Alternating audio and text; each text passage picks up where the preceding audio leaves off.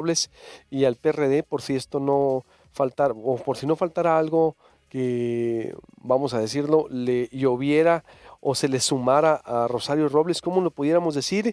Esta semana hay una crónica también en Gato Pardo del periodista y escritor Ernesto Núñez, que aquí le habíamos presentado también como análisis sobre el ascenso y caída de una de las mujeres más poderosas de México, Rosario Robles, quien permanece en prisión preventiva acusada de desvío de recursos públicos por más de 5,000 millones de pesos. Ernesto, ¿qué significaría, mi estimadísimo? Te saludo con mucho gusto y aprovecho también para recordarles que ahí está su columna publicada en el portal a partir de los martes, y todos los martes lo vamos a tener aquí con nosotros con temas nacionales y tiempos para la política. También escribe hoy Ernesto Núñez. ¿Por dónde empezamos, mi estimado? ¿Por tiempos para la política o mejor por lo de Rosario Robles? Si te parece, ahorita hablábamos con Rubén Mozo de Milenio respecto a este tema de Carlos Ahumada, que pareciera como que si le estuvieran cambiando las cosas. Buenos días, mi estimado. Buenos días Luis Alberto y buenos días ahí a todo el auditorio. Pues sí, mira, vamos a empezar por ahí. Yo creo que este tema de Ahumada, que es un poco lo que es muy interesante ver cómo 15 años después, o sea, hace 15 años, en febrero de 2004, se estaba fraguando la trama de los videoescándalos. Digo, tú recordarás, eras un niño, pero te has de acordar, y algunas personas del auditorio seguramente se van a acordar de aquel famosísimo video de Ponce, que era el secretario de Finanzas de Andrés Manuel López Obrador en el gobierno de la ciudad, grabado en Las Vegas, apostando allí en el Hotel Velayo. Eso salió a la luz en febrero de 2004 y fue el primero de una serie de videos que desataron esta trama política medio de telenovela que fueron los videoescándalos. En esos meses de febrero y marzo de 2004 fue cuando vimos que el empresario Carlos Ahumada, que para entonces ya había roto con Andrés Manuel López Obrador de manera abierta y con René Bejarano, de quien había sido también socio, bueno, no socio, pero sí, digamos, colaborador para obtener contratos y para financiar campañas del PRD en 2003. En 2004 lo que vimos fue el rompimiento, cuando salieron estos videoescándalos, insisto, el del Velayo fue el primero, después vino el de las famosas maletas de Bejarano en la oficina del Grupo Cuart, que era la empresa de Carlos Ahumada, y a partir de ahí se desató este rompimiento que terminó, por un lado, en un intento de defenestración pública de López Obrador. Acuérdate que todo el caso Bejarano, el caso Ahumada, que se le llamó, todos los videoescándalos, fue algo que se tramó en la oficina, en el despacho de Carlos Salinas de Gortari, con el fin de descarrilar a un López Obrador que en ese momento, siendo jefe de gobierno, era el puntero en las encuestas de cara a la elección presidencial de 2006. Carlos Ahumada era un personaje que había sido desde finales de los años 90, cuando el ingeniero Cárdenas era jefe de gobierno. Él había sido contratista de los gobiernos de la Ciudad de México, tanto en las delegaciones como con el gobierno federal. Y él conoció a Rosario Robles después de que Rosario Robles deja el gobierno de la ciudad. Recordarás que Cuauhtémoc Cárdenas en el 99 pide licencia para ser candidato presidencial en el 2000. Rosario Robles que era la secretaria de gobierno, queda como jefa de gobierno, y después de que termina ella su jefatura, ella apunta hacia la dirigencia nacional del PRD, mientras López Obrador, ya siendo jefe de gobierno, empieza a escalar, ¿no? Empieza esta estrella de López Obrador ascendente. Rosario Robles queda un poco a la saga y empieza ella a fraguar la llegada al PRD, a la dirigencia nacional del PRD, que en un momento le podría servir como plataforma, ya sea para ser también candidata a la presidencia en 2006 o, modificando la Constitución, tratar de ser candidata a la jefatura de gobierno de la ciudad, pero ahora ya electa, no designada como interina. En medio de esa trama ocurre, además del rompimiento entre López Obrador y Rosario Robles, ocurre una relación amorosa entre Rosario Robles y Carlos Ahumada. Las cartas que se envían pues dan cuenta de que hubo una relación sentimental son cartas que se hacen públicas a la hora de que se da a conocer este proceso judicial, cuando Carlos Ahumada es acusado de evasión fiscal y de una serie de delitos, estando en Cuba. Y bueno, lo que estamos viendo ahorita es producto básicamente de eso, de esas acusaciones que se le hicieron a Ahumada de evasión fiscal, se las hizo el gobierno de la ciudad, que era el gobierno de López Obrador.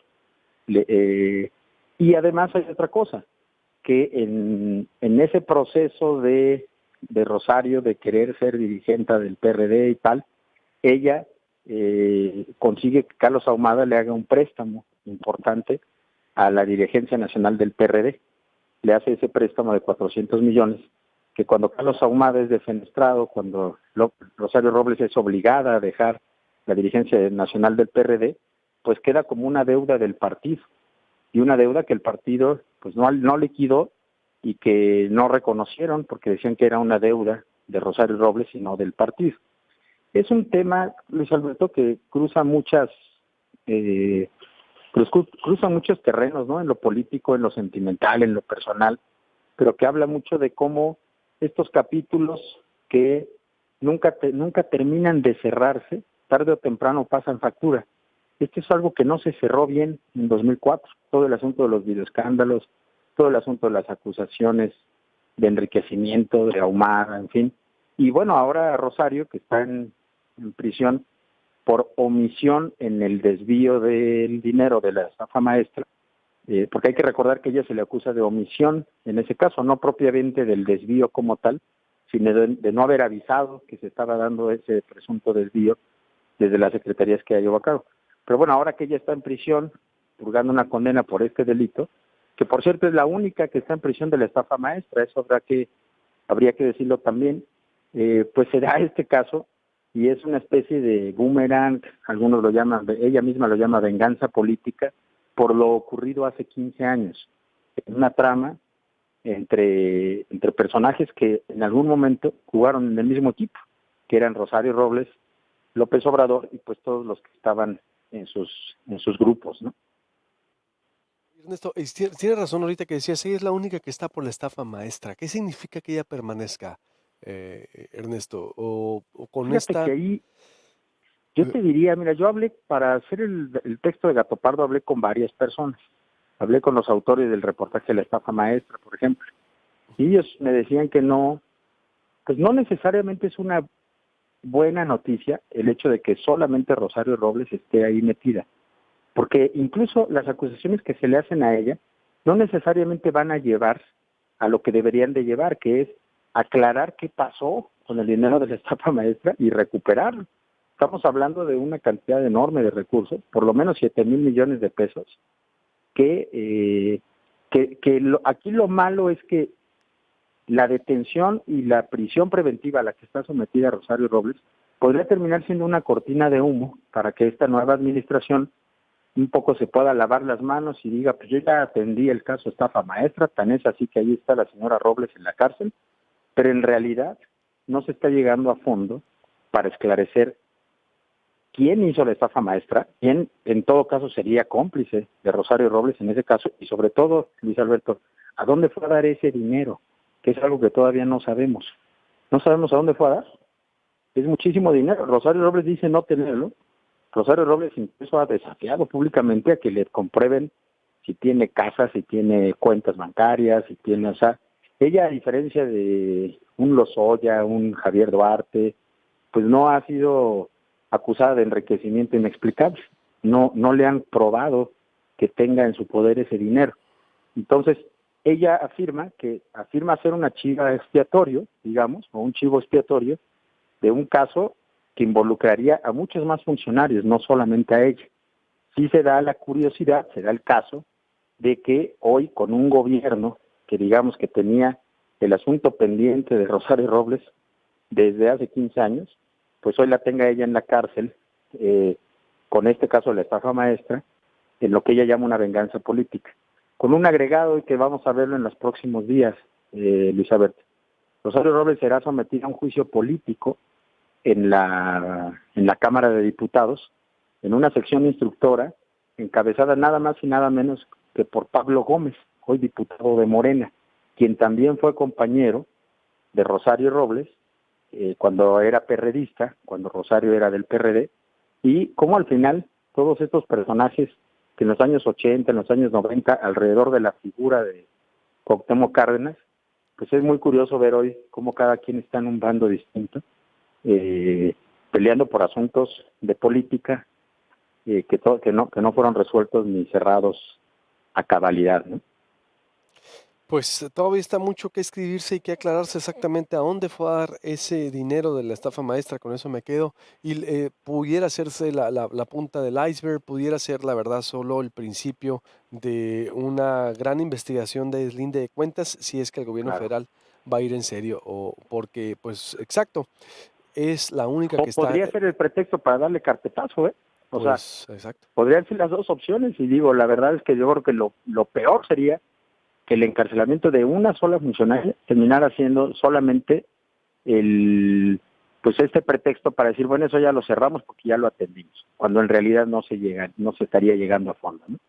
Sí, pero yo creo que es más profundo, ¿eh? Y como dices, es solo ella la que está en la cárcel como secretaria de Estado del peñanetismo y creo que es mucho más profundo y ella es la punta del iceberg de todo ese sistema heredado de corrupción llamado estafa maestra y muchos más, ¿eh? Y si habla Así es. Rosario, cuidado, ¿eh? Si hablara Rosario, Ernesto, la verdad. Cuidado, ¿no crees? Pues sí, ahí va a ser muy interesante ver ya cuando empiece el juicio, porque lo que hemos visto en estos meses, ella es detenida en agosto, y lo que hemos visto en estos meses es un juicio por ver si está en prisión o no de manera correcta.